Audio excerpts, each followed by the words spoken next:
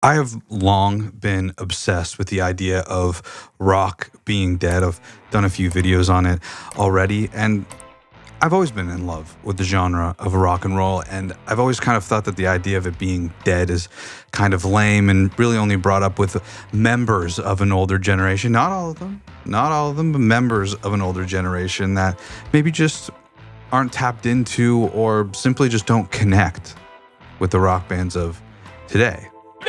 This isn't music! Now, when I was a kid, you dressed like a woman and you sung about the devil. Now that was music! So maybe in a sense, rock as they knew it is dead. But I've never bought in that the genre today, in 2026, is really dead. And yes, it's true that rock hasn't really been part of the mainstream for so long now, but I've always felt that there's so much music out there that really breathes life into the genre.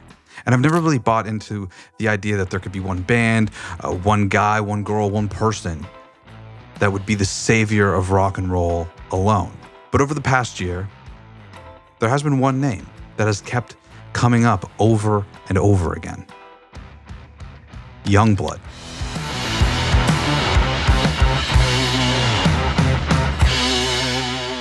A few years ago, Yungblud was a guest on a podcast that I was frequently listening to at the time, and he seemed like a cool dude. Actually, really enjoyed him on this episode. So I went right from that podcast interview to his music. And I very quickly realized that Youngblood's music was not for me. And that's okay. I think that today some people fall into a trap that because something isn't for them, it's not good. You know, if something's not for the individual, it's not good, and not everything is supposed to be for you. It's fun to hate on things sometimes, but it's also important to remember that sometimes you just need to move on. And so in the case of Yungblud, that's what I did. He seemed like a good dude, but he didn't make music for me, so I moved on. And then July 2025, Black Sabbath played their final concert. And one of the biggest headlines coming out of that weekend, of course, besides Ozzy and the band itself, was Yungblud and his cover of Changes. Even my mom asked me about him. She saw his performance of Changes and thought he was incredibly talented. I had non-musician friends reaching out to me telling me this guy's the future of rock, which, I mean, I agreed. He clearly was talented. He undoubtedly carries himself like a rock star, but he didn't have the songs, in my opinion. I didn't understand why Ozzy Osbourne was giving this guy the rub. I just wasn't sold. I was thinking about it the same way I thought about Greta Van Fleet almost a decade ago. You know, Yungblud looked the part of a rock star kind of in the same way that Greta Van Fleet was just Led Zeppelin. You know, I understood why people of an older generation anyway connected with that. But did that mean he was finally the rock and roll savior we were all looking for? I had to figure out what everybody else besides me had apparently seen. I had to listen to this new Yungblud album.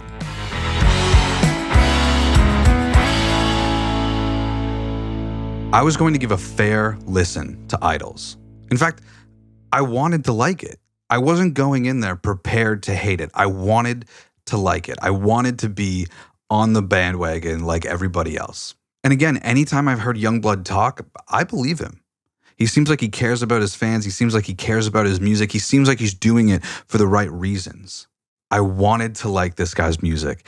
And after my first listen of Idols, I just still didn't get it. The album didn't feel cohesive. It didn't feel like it was going anywhere. I didn't hate it. There were moments on it that I liked. But as far as an album goes, I was just right back where I started. Yungblud doesn't make music for me. And actually, that's what originally sparked the idea for this video. I love listening to albums, but sometimes albums are growers. I actually remember the first time I started listening to Queens of the Stone Age, my favorite band of all time, arguably the greatest band of all time. You know, when I was in high school, I naturally flowed through a Nirvana obsession to a Dave Grohl obsession to naturally landing on Queens of the Stone Age. And I remember being on the bus one morning going to high school with my newly acquired Queens of the Stone Age discography. I didn't know what to listen to. I opened an album called Heir because it had a few songs on there I knew from the Guitar Hero days. And I picked a song I didn't know, but I thought the title was cool, called I'm Designer. If you're familiar with the song, you might understand why I immediately pressed pause and thought, what the fuck is this? This sucks. and I thought I made a grave mistake downloading all of this band's music. In fact, I didn't even listen to Queens of the Stone Age again for months. I hated that song so much.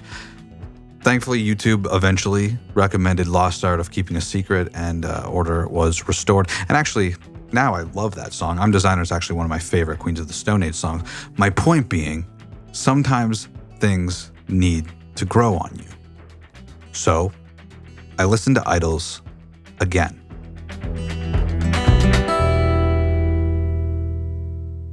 My second listen through of Idols was actually much more favorable. I still didn't think it would make it into like a regular rotation, but some elements were starting to grow on me. I did still feel like some of the lyrics were corny. I thought some of the inspirations were a little on the nose. You know, the opening track really sounds like Aerosmith in a lot of ways. Lovesick is kind of just a Blur song. Supermoon is definitely giving me like trying to be David Bowie kind of vibes. But I was starting to hear those things as actual influences and not just like try-hard copies. Yungblud and I are actually only a year apart in age. And even though we grew up on opposite sides of the planet, I do think a lot of our influences are similar, which is, I think, partially why I want to like this so bad. Still, I was not convinced that this music was for me. And more importantly, I don't think that this was like the breakthrough that rock music as a genre really needed. In fact, I think there are so many rock bands out there that are doing a much better job of advancing the genre than I think Yungblud is doing with this album. But then there was one clip that started to change my entire perspective on Yungblud. I've been feeling lately like rock is dead, you know, and it makes me sad because I love rock and roll music. Rock music is so brilliant in it gets its flowers in hindsight because it's such a sacred genre. The reason why I like rock music's coming back at the minute, people always put so much pressure on one person bringing it back. Who's going to save rock and roll? And that's a load of bullshit. You know what I mean? I think with it all, it's spherical at the minute. And like hardcore, you've got Knocked Loose and Turnstile. In punk, you've got Amon the Sniffers and Lambrini Girls. In like indie, you got Fontaines and Geese and Wonder Horse. Howard Stern, if you don't know, is credited with changing radio and is responsible for a long list of insufferable shock jock radio hosts over the decades. I'm a little too young for the heyday of Howard Stern, but I actually do love a lot of his interviews. I love his interviewing style for the most part. However, in recent years, he's been incredibly out of touch, especially with things like the success of podcasting, for example. He kind of makes this cold take to Yungblud of, you know, I just feel like rock is, you know, kind of dead, man. And Yungblud takes that opportunity to shout out a pretty extensive list of great rock bands, not only just generally, sort of in their subgenres that they belong to. And what Yungblud did here is what I've been saying these older rock stars should have been doing the entire time.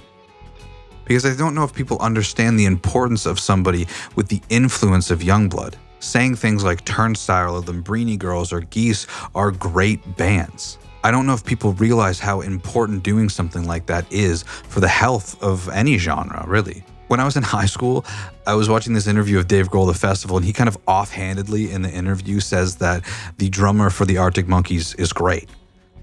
And at the time, I hadn't even ever heard of the Arctic Monkeys. And this was 2012. They definitely were a successful band. This was just before the, like, I think major global success of AM. And I set sail.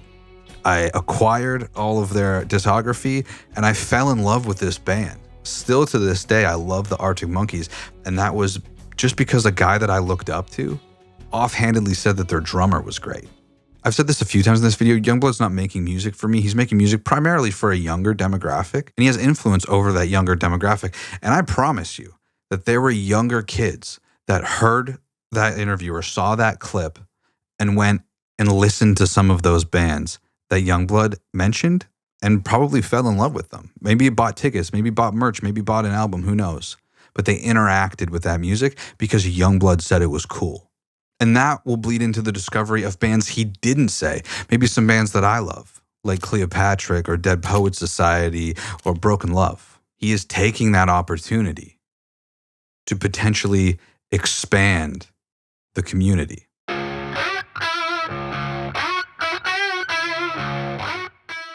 I listened to Idols one more time before making this video, and I like it.